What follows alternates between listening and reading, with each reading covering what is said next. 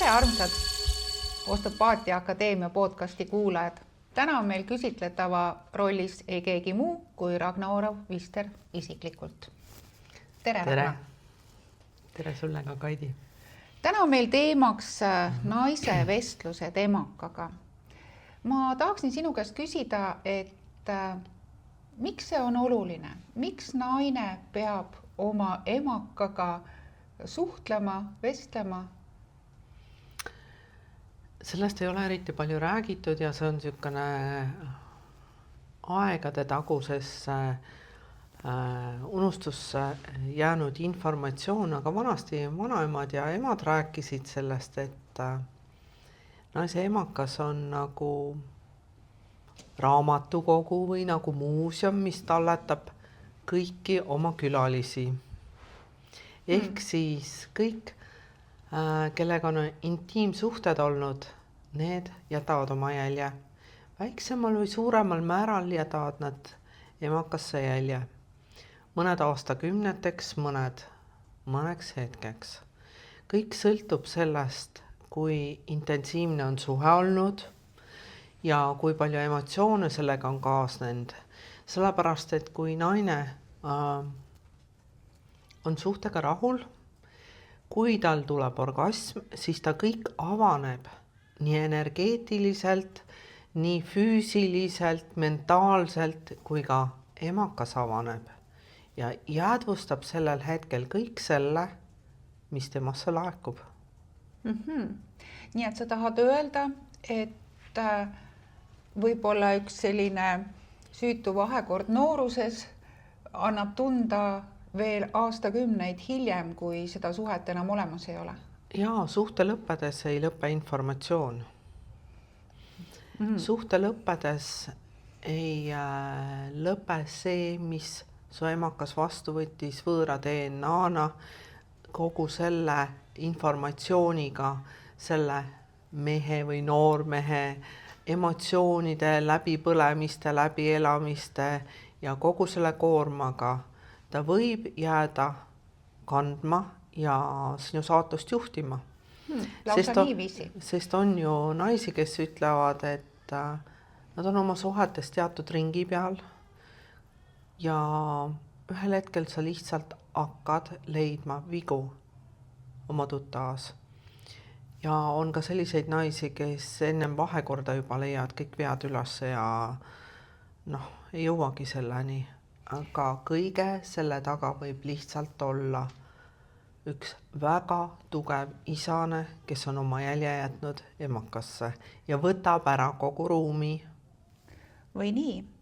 Ja see ongi siis see väljendus, mismoodi emakas mäletab, et see on siis see kogemus, see tugev emotsionaalne või füüsiline kogemus, mille ta on saanud. Ja see on see siis, mis mõjutab. Mismoodi see mõjutamine võib välja näha, mismoodi naine võiks seda tajuda või märgata?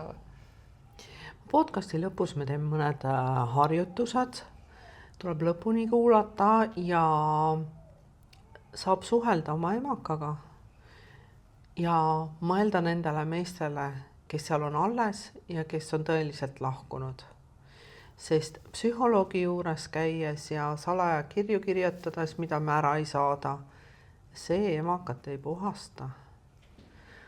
Aga kuna neid teadmisi praegu jagavad teiega osteopaadid, siis osteopaatidel on võtted selle jaoks.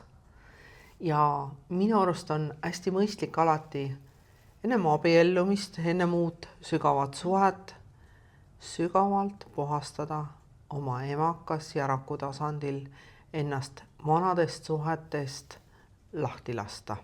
Ja sina oled valmis naisi sellisel kujul ja sellisel juhul aitama? Ma arvan, et sina ka ju, Kaidi.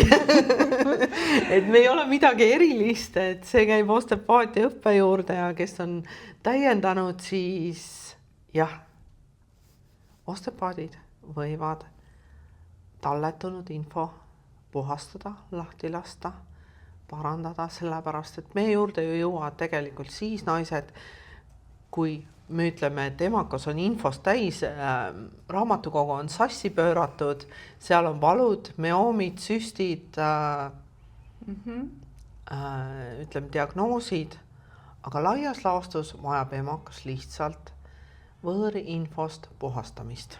Ja võime küll öelda seda, et seal võivad ka juba täiesti nii-öelda meditsiinilised näidustused olla ja juba täiesti ka antud siis diagnoos, kuid võib ka olla nii, et tegelikult naine tunneb alakõhus pinget, kuid mitte midagi ei ole uuringute korras märgatud, seal ei ole uuringutega kindlaks tehtud, et midagi põhjustab seda pinget, et see olukord, ma saan aru, ongi just see olukord, kus oleks vaja tulla osteopaadi vastuvõtule, et saada enda olemine kergemaks ja väärtus paremaks.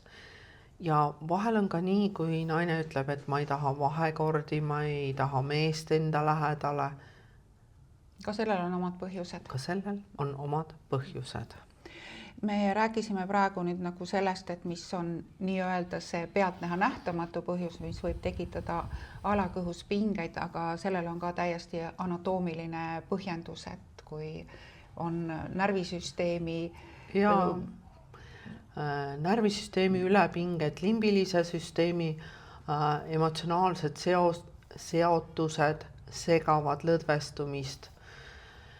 Närvisüsteem turvatunne puudub või emakas tunneb pidevat ohtu endale.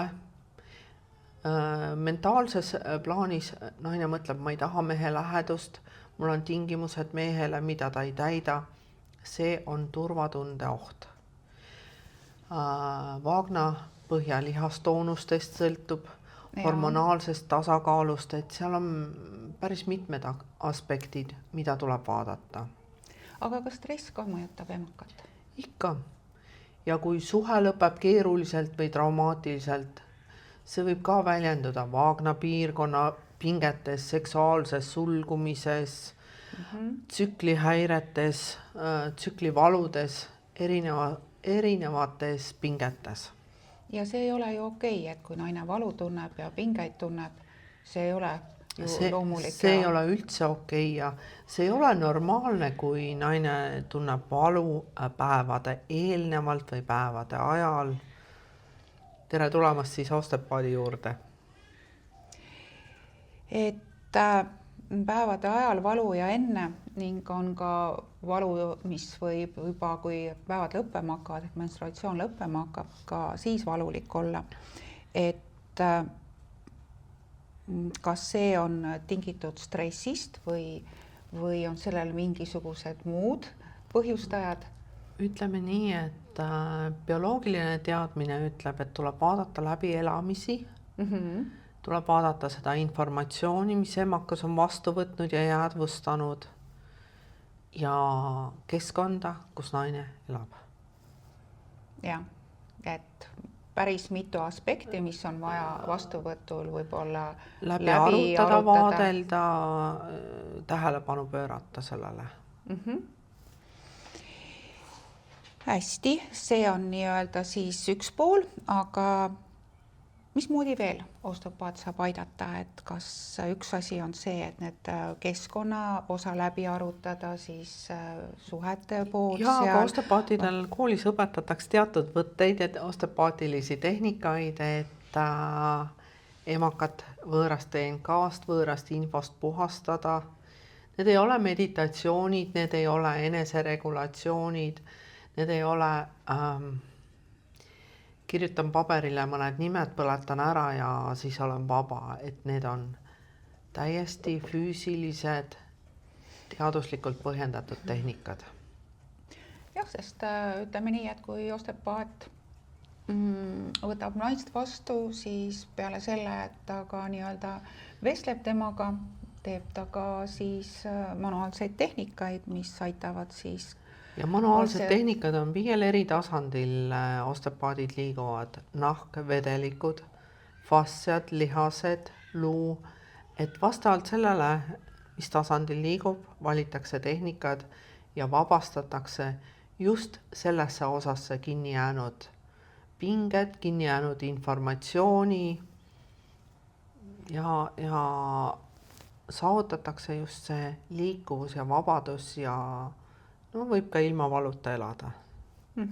Et valuga elamine ei ole okei ja sellisel juhul on kindlasti oluline pöörduda osteopaadi juurde, et Raga on just see inimene, kes on valmis aitama naisi selliste murede korral. Jah, just tänasel hetkel ka ja samamoodi ka Kaidi ja veel on mõned osteopaadid, kes saavad väga hästi naisi aidata nii ennem sünnitust, nii ennem ütleme selliseid tähtsaid suhteid, abielu, kooselu.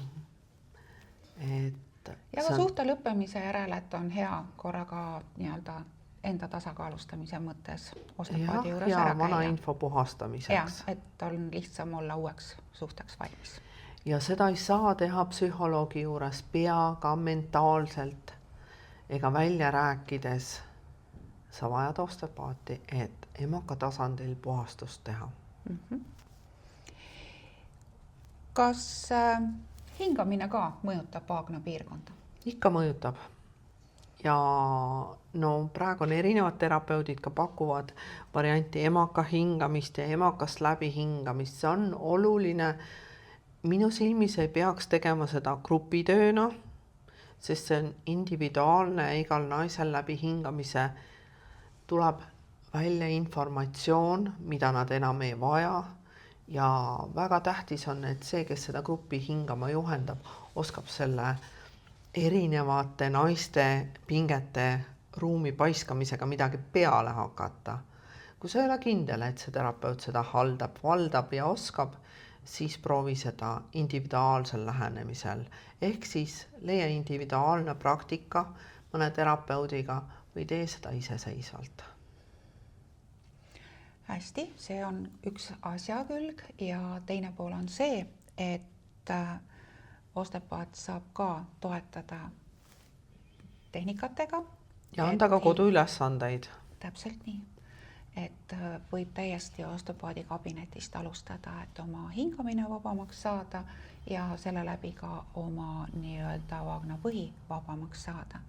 Tihtipeale on seal ka see pool, et kas siis on ülepinged või alatoonus ja sellisel juhul alati ka võimlemisharjutused, mida pakutakse, ei aita ja sellel osal on nii-öelda osteopaadil suur roll seal kõrval toeks. Ja kuna naistel on hästi suur probleem rasestumine, kes ei taha lapsi ja spiraal on üks tegur, mis loob emakasse haigused, pinged, emakas sidemetesse pinged, sest kui emakas on iseenesest ploomisuurune, siis kui spiraal pannakse, siis ta on ja korraliku õunasuurune. Ta on alati turses ja pinges ja veab oma sidemed pingesse ja sellega kaasned mõne aasta pärast seljavalud, siis põlvevalud, see kõik on seoses.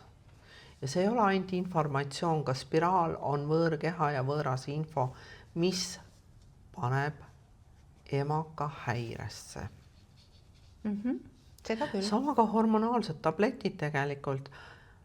Ja kui teisiti ei saa, kui peab seda kasutama, käige siis osteopaadi juures. Las ta lõdvestab ja annab vahepeal emakale hingata, lõdvestuda ja siis uuesti aidata teil teie elu elada. Aga emotsioonid, kas need ka kuidagi emakale mõjuvad? Naised on ju ikka sellised hästi emotsionaalsed ja öeldakse ju, et naised kõik oma allasurutud emotsioonid ja välja ütlemata ideed ja laused, naised suruvad vaagnasse, alakõhtu. Ja kui nad on ära paigutatud ja neid on palju, siis mõjutab munasarju, mõjutab emakat ja kogu alakõht jääb liikumatuks. Ja kui see tardub, siis ta ei saa enam võtta ka vastu liikumist ehk siis meesterahvast. Aga normaalne naine, normaalne vaagen vajab alati liikumist. Paraku loodus on meid sellisena loonud, et Paraku on loodus sellisena loonud, et me saaks ise olla tasakaalus ja elastsed ja liikuvad, siis Siis on loodus on nii ette nähtud, et meil on kaaslased ja kui ei ole, siis me peaks vaatlema, miks? miks, täpselt, miks see on nii. Aga no ütleme, ma räägiks selle ka ära, et vahel on see nii, et mõni naine on jäänud ekside muuseumiks ehk loodus ei ole ette näinud tegelikult, et naisel on 10, 20, 30, 50 meest. See tähendab, et emakas on tohutu informatsiooni üleküllus. Isegi kui kõik nendest ei ole jätnud informatsiooni, piisab, kui 50-st 10 on jätnud. See emakas on nagu tolmune muuseum. Ja ühel hetkel ta ei taha enam mitte kedagi vastu võtta, ta ei taha enam liikuda. Siis on endometrioos kerge külastama ja muud naiste haigused. No ilma, et me diagnoose kõigile külge paneks. Kõige lihtsam on oma muuseum ära koristada. Jah, kõlab loogiliselt. Nii et kõik Vaagna piirkonna sümptomid või siis probleemid ei ole ainult stressist, vaid seal on ka muud. Ja aga stress võib täpselt samamoodi tulla sellest, et emakas on mõne mehe informatsioon, et sul ei olegi vaja kunagi rohkem ühtegi meest. Et sa ei leiagi paremat peale minu. Jah, sa alustad suhet, aga sa kukud jälle samasse ringi tagasi. Või siis emakas on informatsioon meestest, kes tulevad sulle unenäkku, kelle peale sa aeg-ajalt mõtled, mis siis, et sa oled juba aasta, 2 või 5 juba lahku läinud, aga ta ikkagi on sinu väljas olemas, siis tere tulemast. Koristame selle emaka muuseumi ära ja läheb kindlasti palju paremaks ja kergemaks. Väga lootustandev. Kas on veel midagi lisada sul sinna juurde, et millal võiks spetsialisti poole pöörduda? Erinevate alakõhuvaludega, menstratsioonivaludega, lastetusega ja tänasel hetkel ütlen ma ka seda, et kuna ma olen osteopaat ja tuula, siis ennem lapse siia ilma kutsumist võiks külastada osteopaati ka siis, kui juba rasedus saabunud, tita hakkab tulema, ka siis on hea külastada osteopaati. Ja raske sünnituse puhul, sünnitraumade puhul, keerulise ja pika sünnituse järel, umbes 2 nädala pärast on täitsa okei külastada osteopaati. Ära unustasin ka keisrilõike järgi. Ja, meil on ka armitehnikad ja ka armidesse ladestuvad pinged ja armid jäävad kogu keha mõjutama. Siinkohal võib ära rääkida, et miks lahkliha armid võivad tekitada kerget skolioosi või lähete kuskile terapeudi juurde, ütleb, üks jalg on pikem kui teine või üks jalg on lühem kui teine. Ta ei saa olla teistsugune, kui teil on lahklihaarmid, kui teil on keisriarmid või mõned teised armid alakõhus. See on kompensatsioon, et siis on üks jalg lühem ja teine pikem. Kompensatsioone lõhkuda ei tohi. Aga samas saab osteopaat väga palju toetada ja sellega seoses tekkinud pingeid maha võtta. Nii et osteopaadi kui spetsialisti juurde tulek on sellistel puhkudel oluline, nagu Ragna välja tõi. Just nimelt, et leidke omale sobiv, teile meeldiv osteopaat.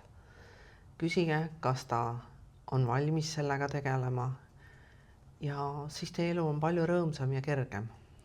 Et alati tasub ka osteopaadile helistada ja küsida, et kui konsulteerida jah, et kui esialgu ei söanda kohe vastuvõtule tulla mingi väga isikliku teemaga, millest võib-olla on raske rääkida, siis me oleme avatud ja oleme valmis sulle toeks olema.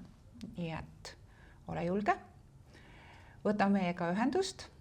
Siin on Ragna Oro-Veister, kes on lahkesti nõus teid toetama ja aitama.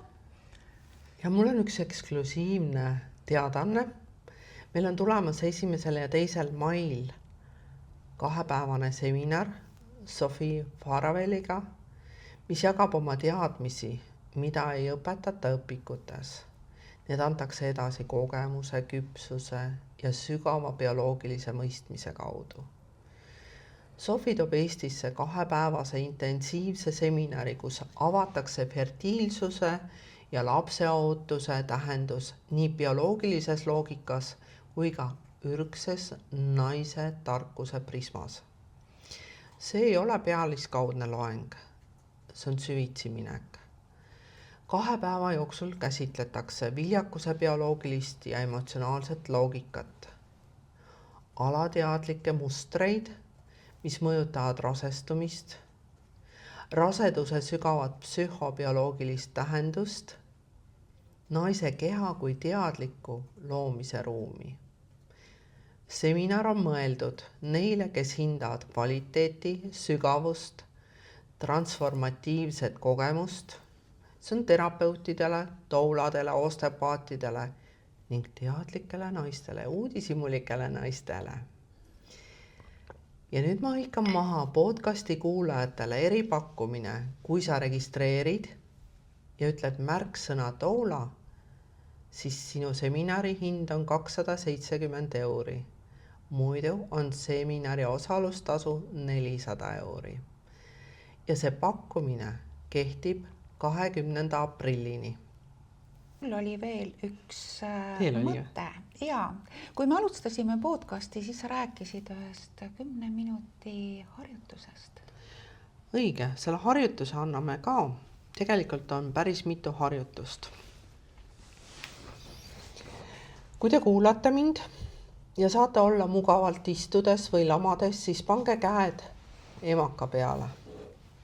Võite ühe käe panna. Ma teen ka siin kõrval kaasa. Võite 2 kätt panna. Pange silmad kinni, hingake sügavalt. Nina kaudu sisse ja suu kaudu välja. Ja visualiseerige oma emakat. Ja vaadake, mitu meest on külastanud teie pühamut. Ja mitu meest on seal veel täna alles.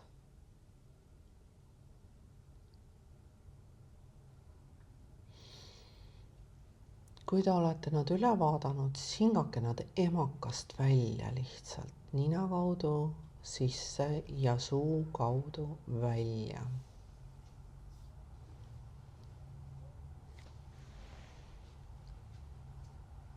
Ja harjutus number 2, mida saate veel teha enda emaka ja enda raku puhastuseks on sooja vanni, kuhu panete 400 grammi meresoola, 400 grammi söögisoodat, võimalusel nõgese teed 1 liiter, see võib-olla, see ei pea olema. Seal vannis olete 10-15 minutit, seni kuni vesi ära jahtub. Mõttega, et te puhastate kõik naistele tähtsad organid, munasarjad, emaka sidemed, kõik, mis on vaagnas. Kui te vannist välja tulete, ärge kuivatage ennast. Võtke lina ümber ja minge teki alla. See toob kaasa higistamise. See võib kaasa tuua suure väsimuse. Ärge planeerige peale seda vanni väljaminekutega väga asjalik olemist. Laske kõigel sellel toimetada. Kindlasti sa võiks küsida, et mitu korda seda vanni võiks teha, eks ju. No aastas paar korda, eks. Rohkem pole vaja. See on nagu nii-öelda toidudetokski, et paar korda aastas oleks hea. Aga seda võib teha ka siis, kui on mingid suhted lõppenud. Kui te peas olete ära lõpetanud, siis minge vanni ja lõpetage kehas ka need suhted ära. Et olgu see selline rituaali tasandil ka nii-öelda sidemete vabaks andmine. Jah, just nii. Aitäh, Kaidi! Aitäh sulle, Ragna! Ja aitäh, et kuulasite ja vaatasite järgmiste podcastideni. Kohtumiseni. Ja ärge unustage, kes vähegi huvi tunneb, tulge seminarile. Parool, doula!